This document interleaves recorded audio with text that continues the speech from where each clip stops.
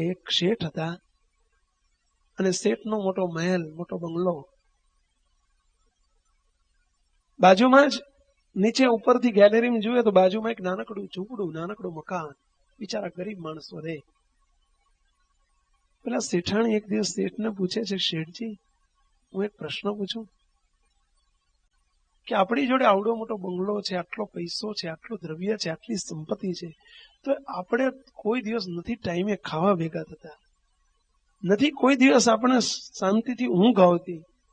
હું તમને જોઉં છું આખો દિવસ હાય હોય દુઃખી તમારા મોં ઉપર જોઉં તો હસતું મોઢું જ ના હોય. તમે આવો તો તે તમે દિવેલિયા થઈને આવો ઘેર, અને આ બધું.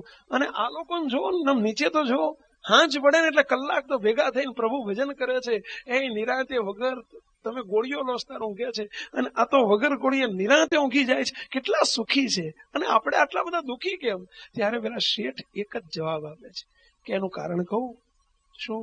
એને 99 નો ધક્કો નથી વાગ્યો. કે 99 નો ધક્કો એટલે?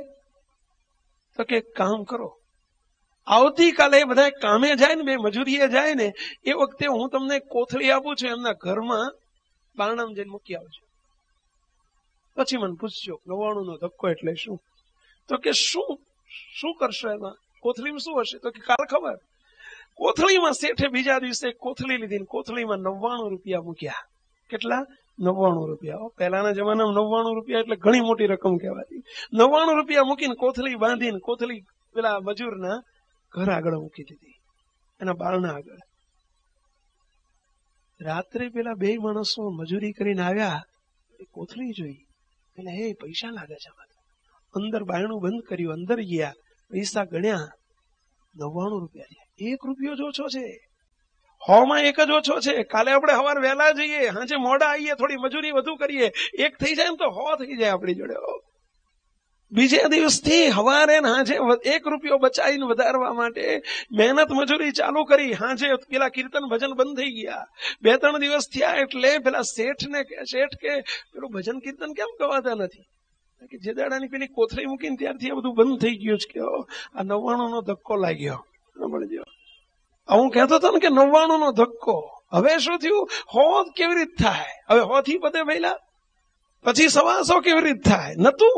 જે દિવસે સંતોષ હતો ને, ખાઈ પીને આનંદે સુખે જીવતા હતા, તે દિવસે કોઈ દુઃખ નહોતું. હવે દુઃખી થઈ ગયા. સાંભળજો, ભજન કીર્તન બંધ થઈ ગયા અને વધી ગયું. આનું કારણ જો તું મને પૂછતી હતી ને, એ મારા આ ધક્કો લાગ્યો છે મને, આટલું કરી લઉં.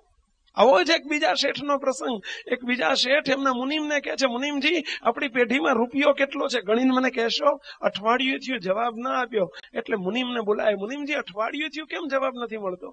ત્યારે પેલા મુનિમજી કહે છે, શેઠજી શું કહું, પણ હું પૈસો ગણ્યા જ કરું છું, ગણાતો જ નથી પૈસા.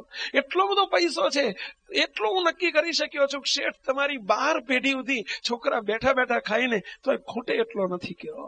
હે શું બોલ્યા?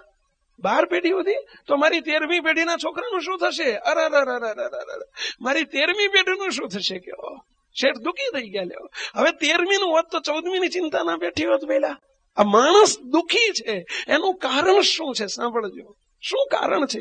રોટલા માટે નથી. રોટલા માટે માણસ દુઃખી નથી. અતૃપ્તિ એને દુઃખ કરે છે, તૃપ્તિ નથી, એને તૃપ્તતા નથી. પાણી પીધું તો તરસ છીપાય છે, જમ્યા પછી ભૂખ ભાગે છે. તું કંઈક પણ મળે છે તેમાં તૃપ્તિ રાખ ભાઈ. આપણે એ સમજો. સદગુરુ ગુણાતીતાનંદ સ્વામી એક વાતમાં એટલે સરસ નાનકડું વાક્ય લખ્યું છે. સ્વામી કે કોઈની પાસે 10,000 રૂપિયા હોય, 10,000 માંથી માની લો લાખ થયા, મહેનત કરી અને લાખ થયા, લાખમાંથી 10 લાખ થયા, 10 લાખમાંથી કરોડ થયા, સમજી લો. પણ સ્વામી કે જે દિવસે 10,000 હતા તે દિવસે 4 રોટલી જમી શકતો હતો. જે દિવસે કરોડ થયા એ દિવસે 10 રોટલી જમી શકશે? 10 જમી શકે? 10 નહીં, 4 બંધ થઈ જાય. પછી ખાખરા ચાલુ થાય. આ વાત સાચી છે ખોટી? ભઈલા પૈસાદાર પૂછજો, તમે રોટલી ખાવ છો, ખાખરા ખાવ છો, અને રોટલી ખાવ છો ચોપડેલી ખાવ છો, કોરી ખાવ છો? પૂછજો. સ્વામી કે 4 રોટલી જમતો તો એમાંથી 10 તો થઈ શકતી નથી. અરે 10 નહીં, 5 થઈ શકતી નથી. કરોડો રૂપિયા થઈ ગયા છતાં પણ, અને જે ત્યાં ભેગું કર્યું છે એ જોડે આવવાનું નથી. તો શાના માટે આટલો બધો દુઃખી થઈને વ્યર્થ પ્રયત્ન કરે છે? શાના માટે? શું કરવા? આ સંતોષ માણસને દુઃખી કરી નાખે છે.